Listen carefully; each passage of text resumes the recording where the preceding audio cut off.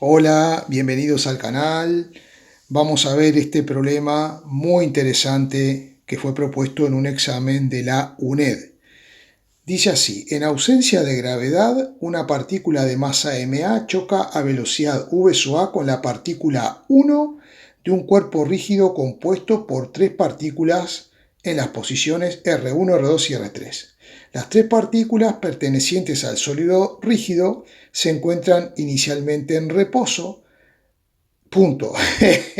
Conociendo la velocidad v' de la partícula de masa ma tras el choque, calcular, y nos hacen una serie de preguntas. Un problema bastante particular, no es muy corriente ver un problema de esto.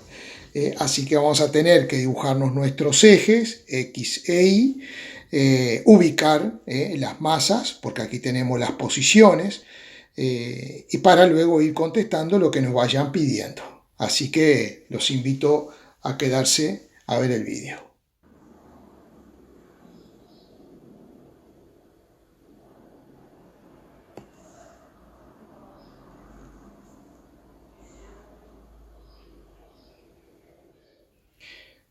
Pregunta A. Las posiciones de las cuatro partículas respecto del centro de masas del sólido rígido en el momento del choque. Aquí me he dibujado los ejes X e Y y he ubicado, según la letra del problema, la posición de la masa 1, la de la masa 2 y la de la masa 3. Veamos cómo es eso. Aquí nos ponen la posición de la partícula 1, 0, 0, 0, es decir, 0 de X, 0 de Y, 0 de Z. Luego la partícula 2 tiene 2 en X y 1 de Y. 2 en X y 1 de Y. Y la otra tiene 1 de X y menos 4 de Y. Y en Z no hay ninguna posición, por lo cual este es un problema en el plano. Entonces lo que vamos a hacer para contestar la A, primero es ubicar el centro de masa y después ver la posición de cada partícula respecto a ese centro de masas. El centro de masa respecto al origen, respecto a este punto, tendrá un vector posición, que le llamaremos vector posición del centro de masa, que tendrá una componente en X del centro de masa y tendrá una componente en Y, que le ponemos así, y del centro de masa. Entonces lo que vamos a hacer es calcular la componente en X del centro de masa y la componente en Y lo vamos a poder ubicar fácilmente. Bien, entonces, la masa 1 está ubicada en el origen. Recordemos que para calcular el centro de masa de estas tres masas sería M1 por X1 más M2 por X2 más M3 por X3 dividido la sumatoria de las masas, que serían M1 más M2 más M3. Bien, así entonces calculamos el centro de masa y tenemos que las masas son todas iguales, por eso simplemente le he llamado M en lugar de M1, M2 y M3. Bien, la primera está ubicada en el origen, o sea que su posición es 0. Luego la otra la vemos aquí, el R2 vale 2 y 1, o sea, vale 2 en X, y la otra tiene R3 vale 1. Por lo tanto, podemos simplificar las masas, y esto nos queda 3 sobre 3, nos da 1 metro. Y ahora vamos a hallar la coordenada Y del centro de masa. Bien, sustituimos los valores, que los tenemos aquí, y por lo tanto me da menos 1 metro. Así que podemos dibujar el centro de masa. Lo colocaremos aquí, 1 de X y menos 1 de Y. Y ahora, como nosotros queremos la posición de cada una de estas partículas respecto al centro de masa, vamos a trazar los vectores posición con respecto desde el centro de masa. Aquí se han dibujado los vectores posición respecto al centro de masa, que es este, R1, R2 y R3. Ahí ven que le puse el 1, el 2 y el 3 a la esferita y todo. ¡Qué bien!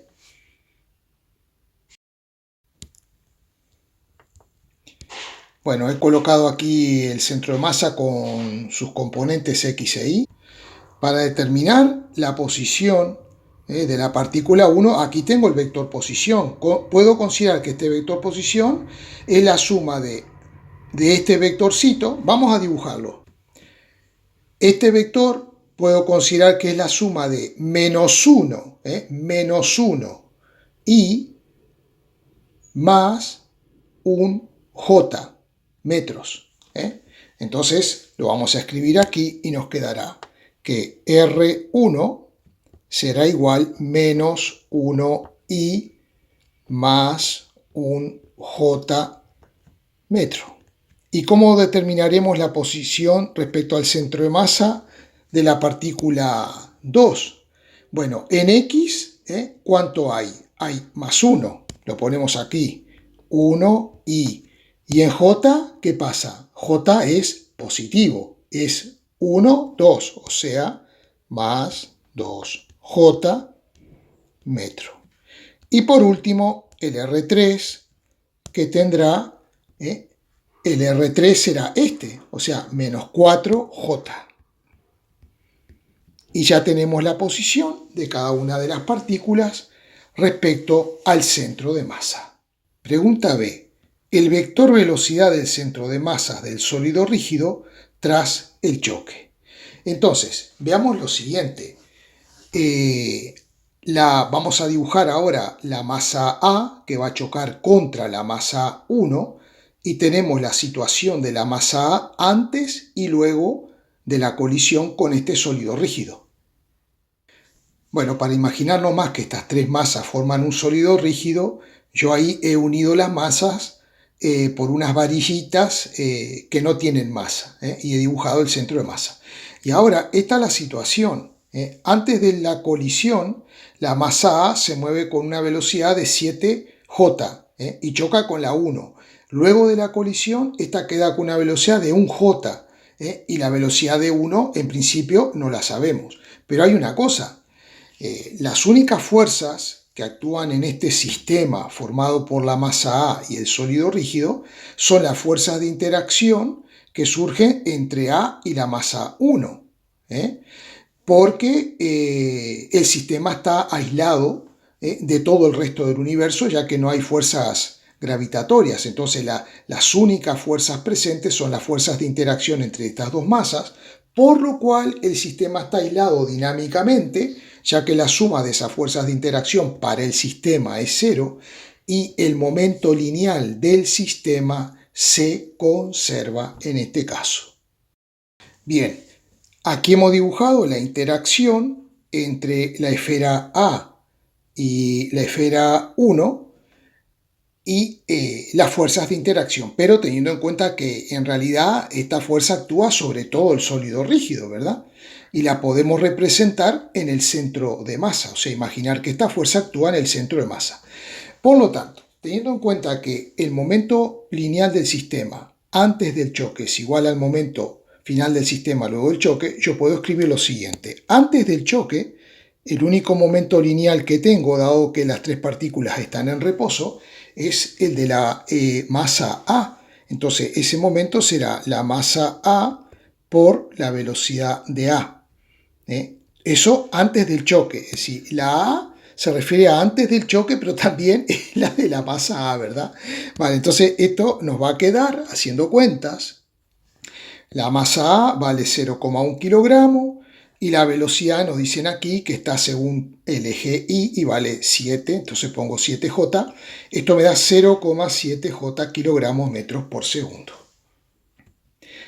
El momento lineal después del choque será el momento lineal de la masa A después del choque más el momento lineal del sólido rígido, que le voy a llamar así P sub S.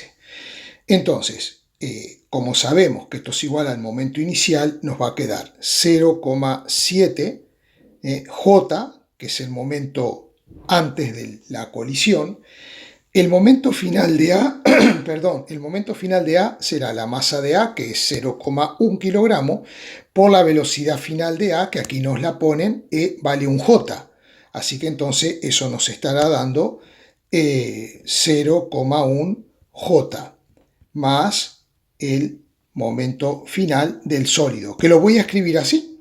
Lo puedo escribir, la masa es 3 por m por la velocidad que tendrá el centro de masa.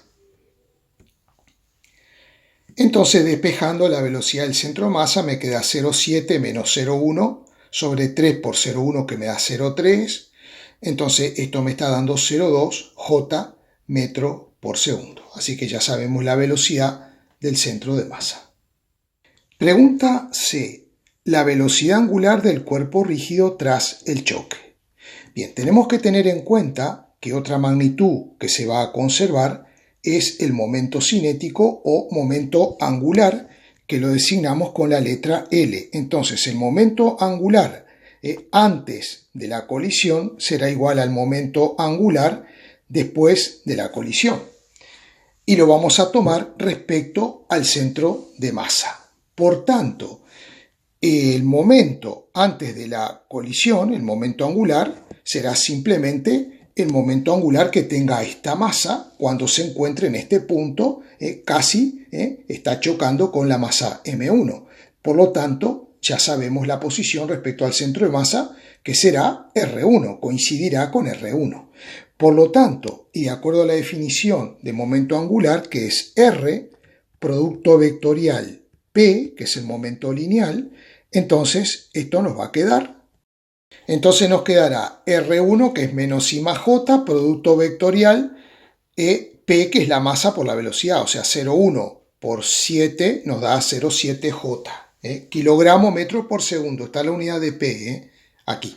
Vale, bien, entonces hacemos la distributiva, y nos queda esto, menos 0,7 I por J, y más 0,7 J por J.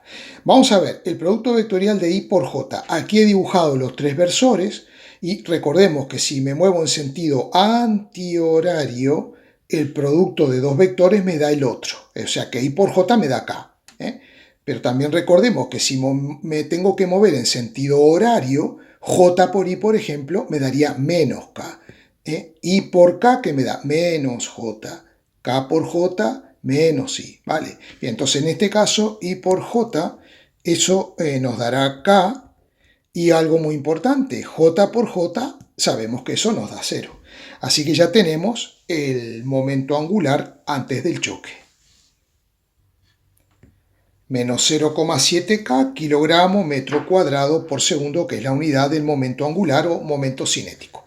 Bien, entonces, habíamos dicho que después de la colisión, el momento después de la colisión es el de A, que, digamos, mantiene aún esta misma posición porque recién ha ocurrido el choque, entonces A se encuentra en el lugar donde está 1, y el R sigue siendo el mismo, el R1.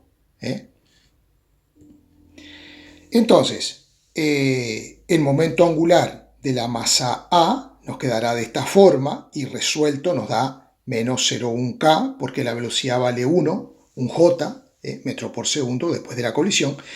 Y el momento angular del sólido rígido lo expresamos como su velocidad angular multiplicada por el momento de inercia de las tres masas respecto al centro de masa. Esto tendremos que calcularlo. Y entonces, como el momento final lo tenemos que es igual al inicial, esto lo podemos igualar a menos 0,7 K. Y despejando omega nos quedará menos 0,7 K, transponemos esto positivo, 0,1 K, y pasamos dividiendo el momento de inercia respecto al centro de masa. El momento de inercia de cada una de estas partículas respecto al centro de masa, por definición, es m1 por r1 al cuadrado, es decir, tengo que hallar el módulo de r1, más m2 por el módulo de r2 al cuadrado, más m3 por el módulo de r3 al cuadrado, siempre respecto al centro de masa. Entonces, para trabajar más ordenadamente, omega lo voy a trasladar aquí arriba, que sería menos 0,6 K sobre lo que nos dé este resultado del momento de inercia. Bien, para no perdernos, R1 cuadrado, R2 al cuadrado y R3 al cuadrado. Si planteo el módulo de R1, me queda raíz cuadrada de 1 al cuadrado más 1 al cuadrado, o sea, raíz de 2. R2, lo mismo, 1 al cuadrado más 2 al cuadrado. Y R3, 1 al cuadrado más 4 al cuadrado. Pero como yo lo necesito al cuadrado, si elevo al cuadrado la raíz cuadrada, se me simplifica y me queda 2. Esto me da 5 y esto me da 17. Saqué factor común la masa, que son M1, M2 y M3 son iguales, entonces el valor es 0,1. Haciendo las cuentas, el momento de inercia respecto al centro de masa me da 2,4 kilogramos metro cuadrado. Entonces, haciendo las operaciones, omega me da 0,25 K segundo a la menos 1. Lo que significa que omega es un vector que lo puedo dibujar en el centro de masa hacia adentro. Vamos a hacerlo aquí con color verde. La omega es entrante apuntando hacia las Z negativas.